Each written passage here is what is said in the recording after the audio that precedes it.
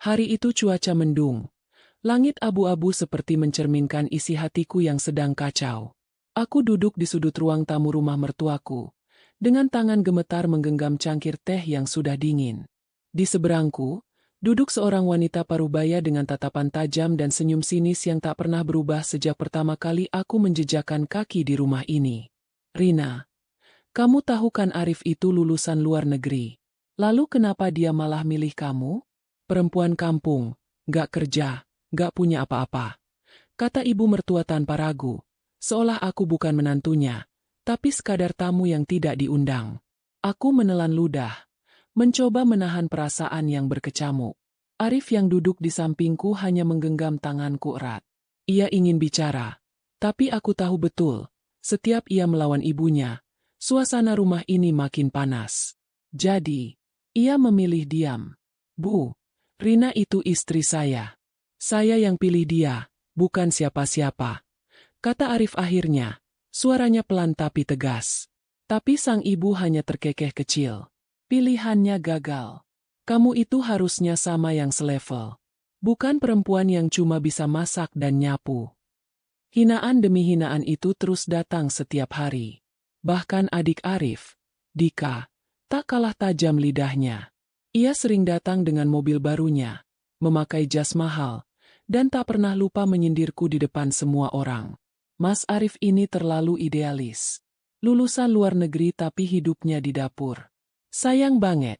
Coba lihat aku, kerja di kantor, penghasilan puluhan juta. Istriku juga sarjana, kerja di bank. Beda banget kan sama ya, kamu tahu sendirilah. Ujarnya sambil tertawa, menatapku sejenak sebelum menyesap kopi yang kubuatkan. Sakit rasanya. Tapi aku memilih diam. Di dalam kamar, saat semua sudah tenang, aku menangis di bahu Arif. Apa aku memang gak pantas buat kamu, Rif? Arif memelukku erat. Kamu pantas. Sangat pantas. Justru kamu satu-satunya yang ngerti aku. Kita gak usah buktiin apa-apa sekarang. Tapi satu hari nanti, kita yang bakal buat mereka terdiam. Malam itu aku tidak bisa tidur. Kata-kata ibu mertua dan Dika terus terngiang di telingaku. Mereka memang tidak meneriakiku. Tapi tiap ucapannya seperti belati yang menusuk lambat-lambat. Tapi aku juga tahu. Aku tidak akan terus-menerus jadi bulan-bulanan mereka. Aku mulai berpikir. Mungkin Allah tidak menghadiahkan semua ini tanpa alasan. Mungkin. Ini saatnya aku dan Arif membuktikan sesuatu. Bukan lewat omongan, tapi lewat tindakan. Dan semua itu akan segera dimulai. 2 minggu setelah pertengkaran terakhir, suasana rumah mulai terasa lebih dingin dari biasanya. Bukan karena cuaca, tapi karena sikap ibu mertua dan Dika yang semakin menunjukkan ketidaksukaan mereka. Arif semakin sibuk dengan pekerjaannya. Sementara aku lebih banyak menghabiskan waktu di dapur atau kamar, menghindari tatapan sinis yang seolah selalu menuntut. Pagi itu, pintu rumah diketuk cukup keras. Aku yang sedang memotong sayur buru-buru mengelap tangan dan menuju ke depan. Begitu pintuku buka, berdiri seorang perempuan cantik, rapi, dengan aroma parfum mahal yang menusuk hidung. Di belakangnya, tampak sebuah mobil hitam mengkilap yang masih menyala. Assalamualaikum. Saya Ajeng, teman kuliahnya Arif dulu. Katanya sambil tersenyum manis. Ibu ada? Sebelum aku sempat menjawab, ibu mertua sudah muncul dari balik ruang tengah. Wajahnya yang biasanya muram seketika berubah cerah. Ajeng, saya Aang. Aduh, tumben kesini. Masuk, masuk. Ajeng langsung dipeluk seperti anak sendiri. Aku hanya bisa berdiri kaku di ambang pintu. Ada sesuatu yang membuat perasaanku tidak enak sejak detik itu.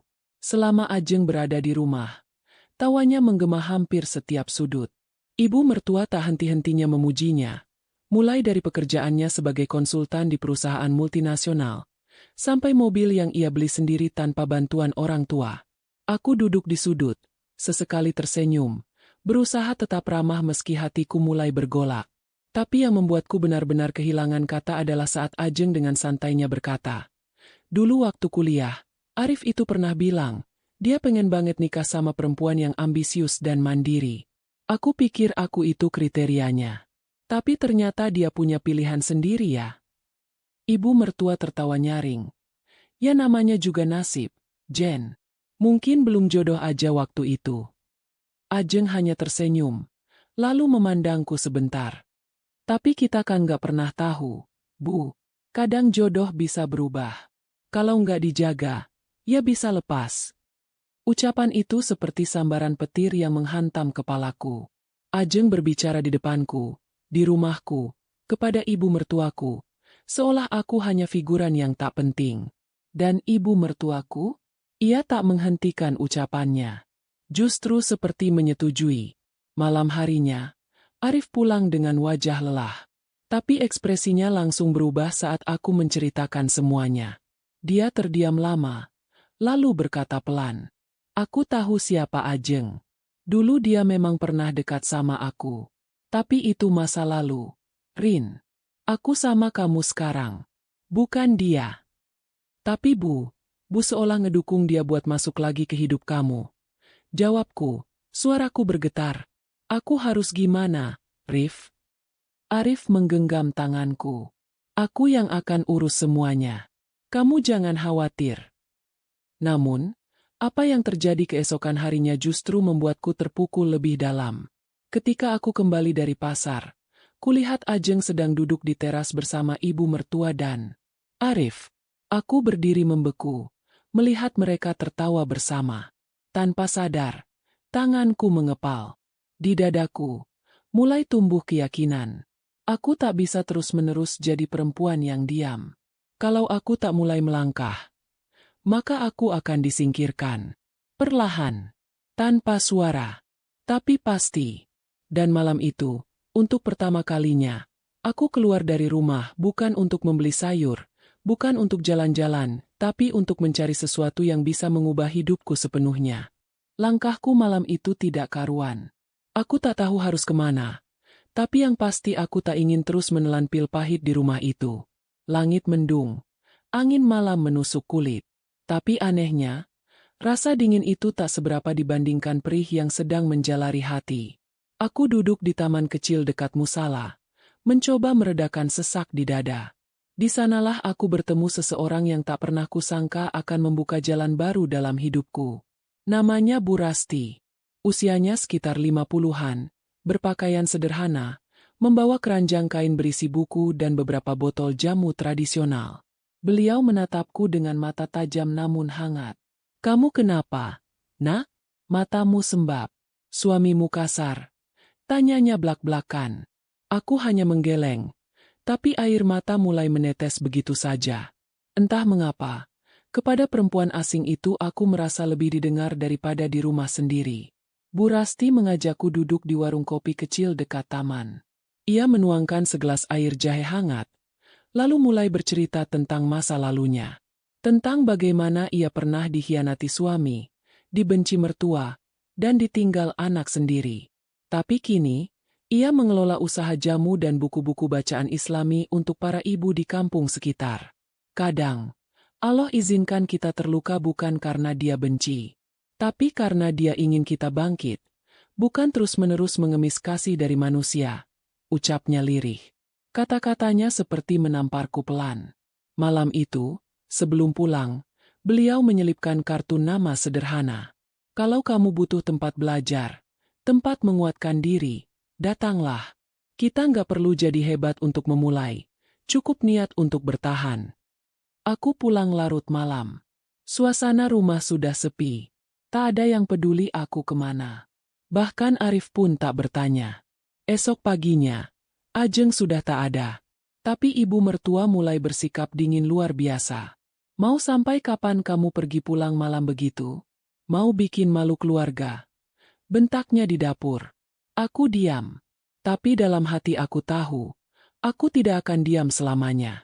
Hari-hari berikutnya, setiap habis mengantar Damar sekolah, aku menyempatkan diri pergi ke tempat Bu Rasti. Di sana, aku bertemu banyak perempuan dengan cerita hidup yang lebih pilu. Ada yang jadi istri kedua tanpa sepengetahuan. Ada yang ditinggal begitu saja dengan 4 anak. Ada juga yang bertahan dalam rumah tangga hanya karena takut omongan tetangga.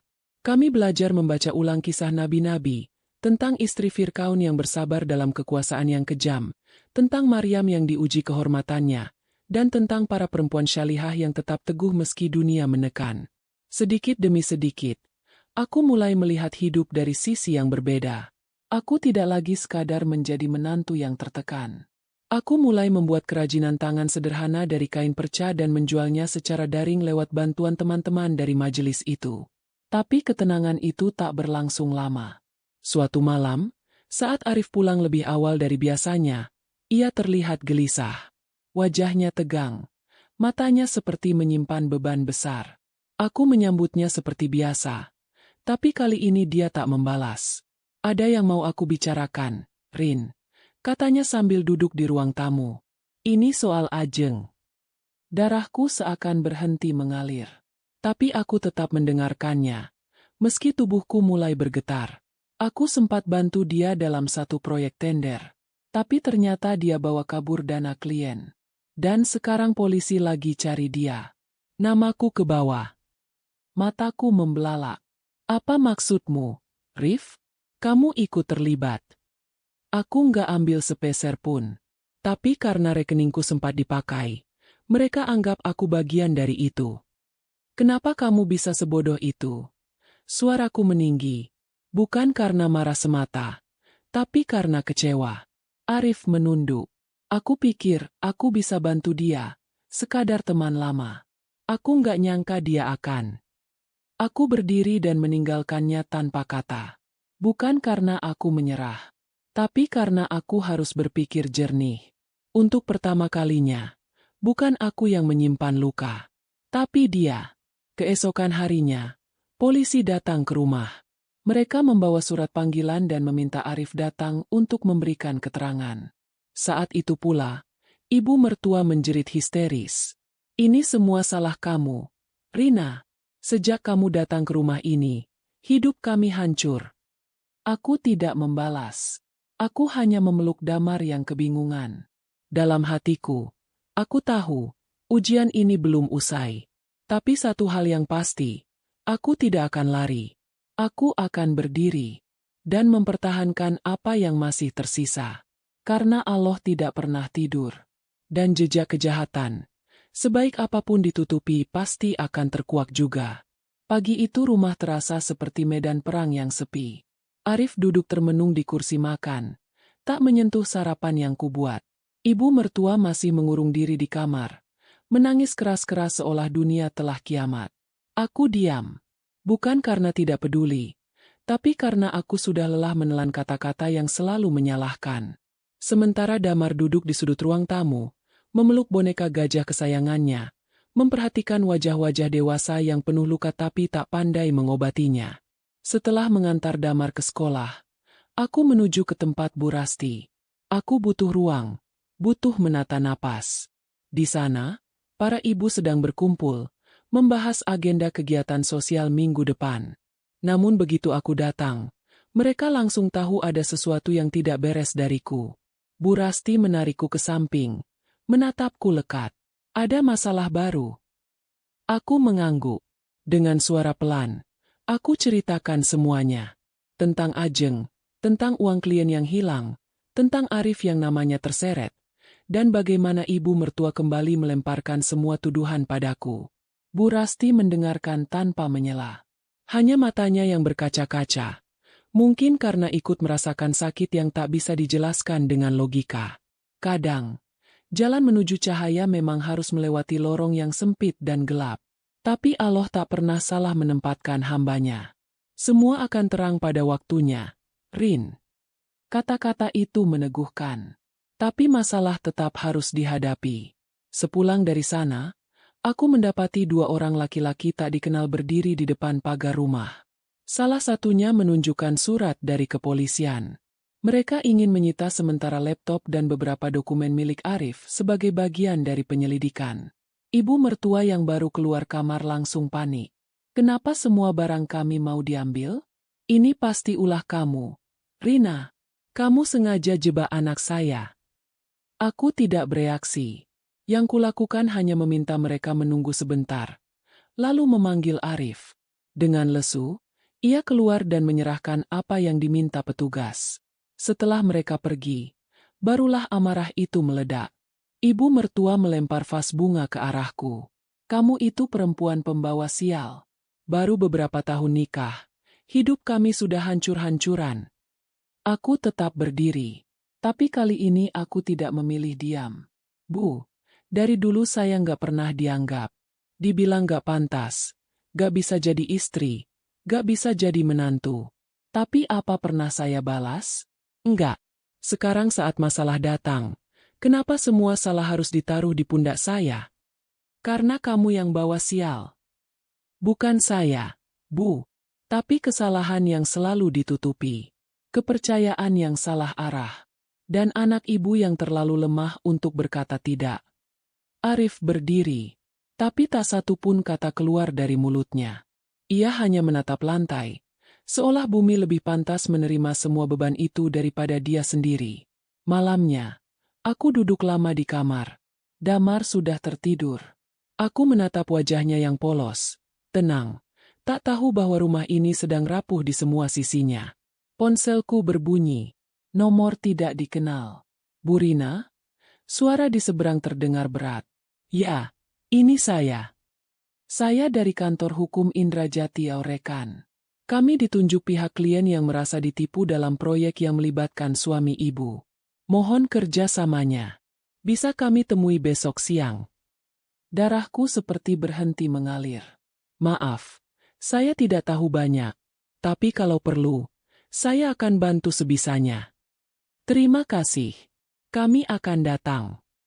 Setelah menutup telepon, aku duduk lama. Dunia rasanya mengecil, seperti sebuah lorong yang hanya menyisakan ruang untuk napas tersengal. Pagi harinya, aku mengirim Damar ke rumah Bu Rasti. Kukatakan padanya bahwa ada tamu penting yang datang ke rumah. Dan aku ingin Damar tidak melihat keributan orang dewasa. Tepat pukul 10 pagi, dua pria berdasi muncul di depan pintu. Dengan sikap sopan, mereka mulai menjelaskan duduk perkara. Rupanya proyek tender yang disebutkan Arif tidak hanya bermasalah karena uang raib, tapi juga karena ada dokumen palsu yang disiapkan. Dan semua itu, secara hukum, bisa membuat Arif masuk penjara jika tak terbukti bersih. Apakah selama ini Anda tahu aktivitas bisnis suami Anda? Tanya mereka. Aku menggeleng. Saya hanya ibu rumah tangga. Kami jarang bicara soal pekerjaan. Salah satu dari mereka mengeluarkan satu bundel fotokopi dokumen. Di antara tumpukan itu, ada satu berkas yang membuatku menahan napas. Itu adalah laporan keuangan proyek, dengan tanda tangan Arif dan Ajeng. Tapi yang mengejutkan, ada satu kolom nama yang tak asing. Nama perusahaan yang ternyata milik salah satu teman lamaku di kampus. Aku langsung teringat bahwa mereka sempat bekerja sama dulu, tapi hubungan mereka retak karena masalah pribadi. Apakah mungkin ini bukan sekadar salah paham bisnis? Apakah ada motif lain yang lebih dalam? Setelah mereka pergi, aku hubungi teman lamaku itu. Suaranya kaget saat aku menyinggung proyek tender. Ia mengaku bahwa perusahaan yang mencatut namanya tidak pernah mengajukan kerjasama. Kamu hati-hati, Rin. Ini bukan soal uang doang. Ada yang main belakang. Dadaku sesak. Dunia yang selama ini kupikir hanya retak, ternyata sedang menuju runtuh total. Dan yang lebih menakutkan lagi, saat aku membuka lemari Arif malam itu, aku menemukan satu benda asing di antara tumpukan baju kantor. Sebuah flash disk kecil, penuh debu, tapi yang ada di dalamnya bisa mengubah segalanya. Malam itu sunyi, tapi isi pikiranku berisi. Jantungku berdegup kencang saat menyambungkan flash disk yang kutemukan di lemari Arif ke laptop lamaku. Layar laptop menyala, dan deretan folder tanpa nama segera muncul. Beberapa di antaranya dikunci dengan sandi. Namun satu folder paling atas, bernama Backup, bisa langsung dibuka. Di dalamnya ada puluhan file. Sebagian besar berisi laporan transaksi, nota proyek, dan lembar kerjasama. Tapi satu file menarik perhatianku. File video. Ukurannya besar. Saat kubuka, layar memperlihatkan rekaman dari ruang kantor. Suara Ajeng terdengar jelas, sedang berbicara dengan seseorang. Tak lama, Arif masuk ke dalam frame. Aku sudah beresin semua. Tinggal kamu kirim dokumennya lewat relasi kamu yang di instansi. Ajeng terlihat percaya diri. Nanti kalau dana cair, kamu tinggal transfer sesuai pembagian. Sisanya aku urus sendiri. Tapi ingat, jangan sampai si Rina tahu. Aku tahu kamu masih mikirin dia. Tapi jangan goblok. Dia nggak ngerti mainan beginian. Degup jantungku makin liar. Nafasku pendek. Tangan gemetar saat mempost video itu.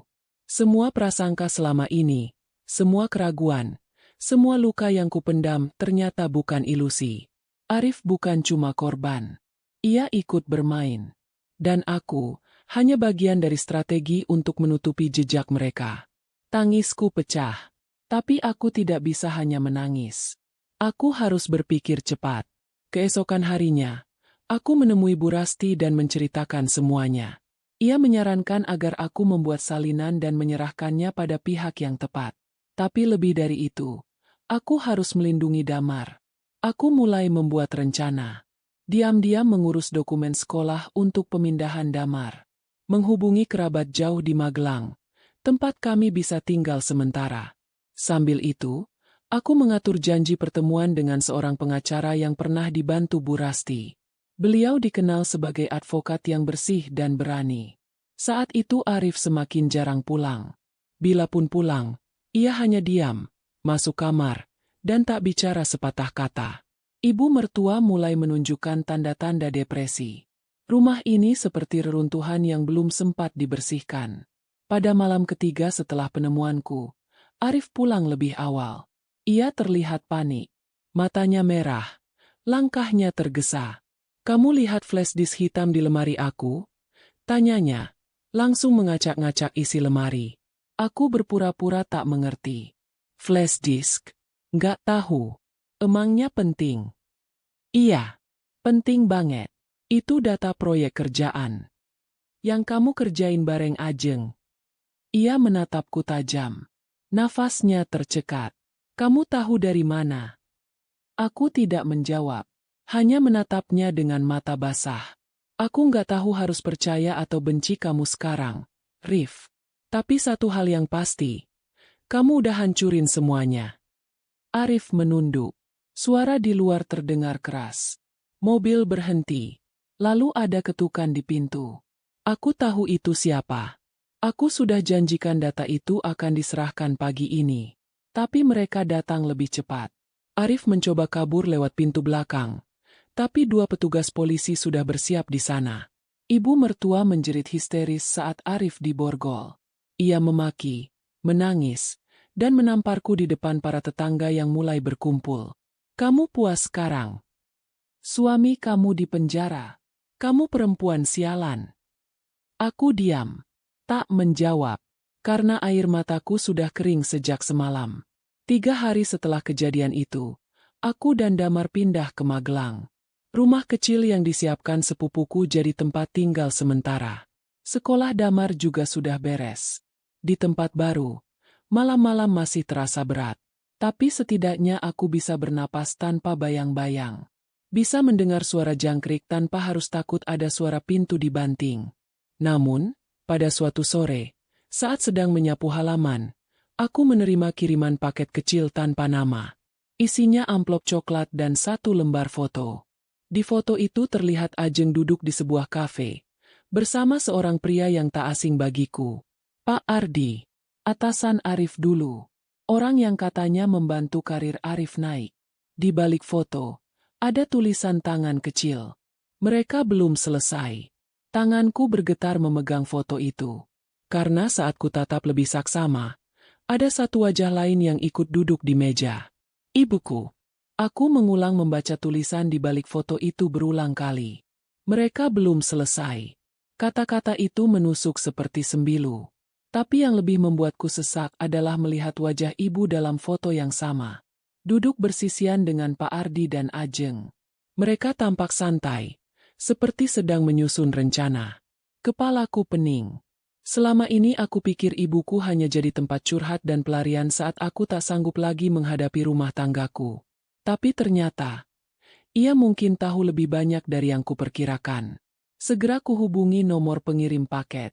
Tidak aktif. Tidak ada keterangan alamat pengirim. Paket itu dikirim lewat kurir lokal. Dibayar tunai. Setelah kutanya ke kantor ekspedisi, satu-satunya petunjuk hanyalah tulisan tangan pada resi. S1, untuk Rina. Tak ada nama. Tak ada jejak. Beberapa hari berikutnya, aku gelisah. Setiap bayangan masa lalu mulai mencuat kembali, kini dengan kecurigaan yang berbeda. Siapa sebenarnya musuhku? Arif? Ajeng? Atau bahkan keluargaku sendiri? Damar mulai bertanya-tanya kenapa kami pindah mendadak. Ia menangis semalam suntuk, merindukan sekolah dan teman-temannya. Aku mencoba menjelaskan dengan cerita setengah bohong, bahwa kami sedang liburan panjang. Tapi anak seusia itu cepat menangkap kebohongan. Sampai suatu malam, ketika ia ketiduran di ruang tengah, aku duduk di beranda, sendirian. Tiba-tiba handphoneku berdering. Nomor tidak dikenal. Dengan ragu, kuangkat. Rina. Suara pria. Terdengar agak parau dan berat. Siapa ini? Aku orang yang dulu pernah kerja bareng Arif. Aku tahu kamu dapat flash disk itu. Dan kamu juga pasti udah lihat videonya. Tapi itu belum semua. Jantungku berdegup tak karuan. Apa maksud kamu? Kamu pikir mereka berhenti setelah Arif ditangkap? Enggak, Rin. Itu baru permulaan. Flash disk itu cuma umpan. Ada versi lengkapnya. Dan mereka pikir kamu tahu di mana itu disimpan. Aku terdiam. Tak tahu harus menjawab apa. Kamu harus pergi dari Magelang. Malam ini juga. Kenapa? Mereka udah tahu kamu di sana. Kalau mereka nyari kamu, bukan buat ngomong baik-baik. Flash disk yang kamu temukan itu berisi data penarikan fiktif dan aliran uang ke banyak pihak. Dan nama kamu juga disebut di situ. Mereka bisa rekayasa semuanya supaya kamu kelihatan ikut terlibat. Mereka pernah ngelakuin itu ke orang lain. Korbannya di penjara. Ada juga yang menghilang. Kupandangi Damar yang tidur di lantai beralaskan selimut. Pipinya kemerahan karena lelah menangis. Aku tahu aku tidak bisa menunggu sampai pagi. Aku langsung mengepak baju seperlunya, mengambil dokumen penting, menyimpan flash disk di dalam tempat paling tidak terduga, dalam kotak pensil Damar. Kupeluk anakku, membangunkannya perlahan, dan berbisik di telinganya. Kita mau jalan-jalan malam ini, ya? Tapi jangan tanya apa-apa dulu. Nanti ibu jelasin. Kami naik bus malam pertama yang menuju ke arah timur, tanpa tahu persis harus turun di mana. Yang penting, menjauh. Di dalam perjalanan, aku terus mengingat percakapan telepon tadi. Siapa sebenarnya pria itu? Kenapa dia membantuku? Saat bus berhenti di terminal kecil daerah Ngawi, aku memutuskan turun. Kami menginap di penginapan tua, dan esok paginya aku mencari wartel. Di sana, aku menghubungi pengacara yang dulu membantuku. Aku memberitahu lokasi kami dan memintanya menyiapkan dokumen untuk perlindungan hukum.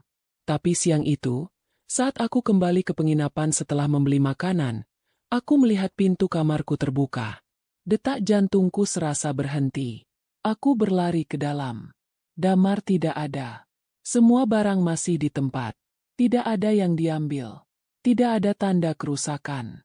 Tapi anakku hilang. Di atas ranjang, ada kertas kecil. Tulisannya sederhana. Kalau kamu masih sayang Damar, datang sendiri. Jangan bawa siapa-siapa. Tempatnya seperti dulu. Tempat kamu pertama kali tahu suamimu selingkuh. Tanganku gemetar. Sekujur tubuhku dingin. Karena tempat itu bukan hanya tempat pertama aku tahu Arif selingkuh, tapi juga tempat aku pertama kali nyaris mati. Langit sore di Ngawi mulai berubah kelabu saat aku menelusuri jalan kecil yang dulu jadi awal dari segalanya. Bangunan kosong itu masih berdiri, walau catnya mengelupas dan ilalang liar merambat di dindingnya. Tempat itu dulu adalah gudang logistik, milik perusahaan tempat Arif bekerja. Disinilah aku dulu mengintai Arif diam-diam. Dan disinilah, aku lihat Ajeng pertama kali. Tanganku dingin menggenggam kertas ancaman itu. Aku tak tahu apa yang menantiku di dalam. Tapi yang pasti, aku akan menjemput Damar. Sendirian. Kupaksa kakiku melangkah ke dalam.